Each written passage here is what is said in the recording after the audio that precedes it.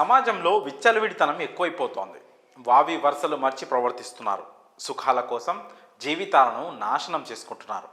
అందం, ఆస్తుల కోసం పరాయి వ్యక్తులపై మోజుపడి కుటుంబాలను రోడ్డుపాలు చేసుకుంటున్నారు. అక్రమ సంబంధాల వల్ల సంసారాలు కూలిపోతున్నాయి. పచ్చని సంసారాల్లో వివాహేతర బంధాలు చిచ్చు పెడుతున్నాయి. వివాహేతర సంబంధానికి అడ్డొస్తున్నారని భర్తను లేదా భార్యను చంపేస్తున్నారు. ప్రియుడి మోజులో పడి భార్య, ప్రియురాలి మోజులో పడి భర్త దారుణాలకు ఒడిగడుతున్నారు. ఇంకా ఘోరమైన విషయం ఏంటంటే పిల్లలను సైతం కడతీర్చేందుకు వెనకాడడం లేదు.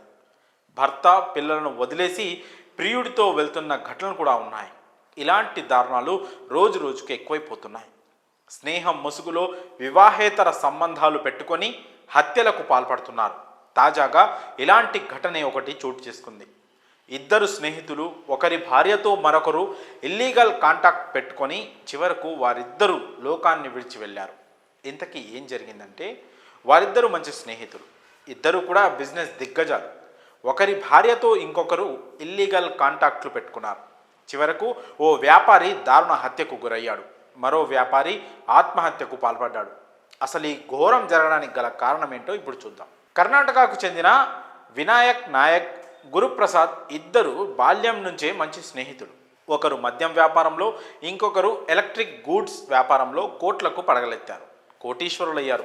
స్నేహమేరా జీవితం, స్నేహమేరా శాశ్వతం అన్నట్లుగా సాగిపోయింది వారి స్నేహం. ఇద్దరూ అందమైన అమ్మాయిలను పెళ్లి చేసుకున్నారు. సొంతూళ్లలో పెద్ద పెద్ద భవనాలు కట్టుకున్నారు. కాలక్రమేణా వారి స్నేహ బంధం పక్కదారి పట్టింది. సభ్య సమాజం తలదించుకునేలా వారు ఒకరి భార్యతో ఒకరు అక్రమ సంబంధం ఏర్పరచుకున్నారు. ఇది బట్టబయలైంది. జనం చీకొట్టారు. అయినా అదేమీ పట్టించుకోలేదు. అలా కొంతకాలం గడిచిపోయింది. ఈ క్రమంలోనే వినాయక్ నాయక్ ఇంటిపై గుర్తు తెలియని దుండగులు దాడికి పాల్పడ్డారు. ఆయన్ని కిరాతకంగా చంపేశారు. ఆ తర్వాత పోలీసులు రంగంలోకి దిగి లభించిన ఆధారాలతో విచారణ మొదలుపెట్టారు. సుపారీ తీసుకొని ఈ హత్యకు పాల్పడిన వారు గోవాకు పారిపోయినట్టు గుర్తించారు పోలీసులు. ఆ తర్వాత ముగ్గురు కిరాతకులను అదుపులోకి తీసుకున్నారు. వారంతా గురుప్రసాద్ ముఖ్య అనుచరులని పోలీసులు తెలిచారు.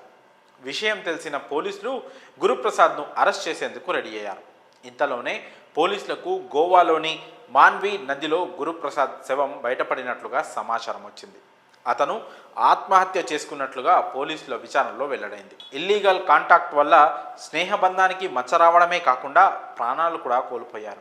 కాగా ఈ ఘటనపై అన్ని కోణాల్లో దర్యాప్తు చేస్తున్నట్లు పోలీసులు వెల్లడించారు. మరి ఇద్దరు ఫ్రెండ్స్ ఒకరి భార్యతో ఒకరు అక్రమ సంబంధం పెట్టుకొని ఒకరు హత్యకు మరొకరు ఆత్మహత్యకు పాల్పడిన ఘటనపై మీ అభిప్రాయాలను కామెంట్స్ రూపంలో తెలియజేయండి.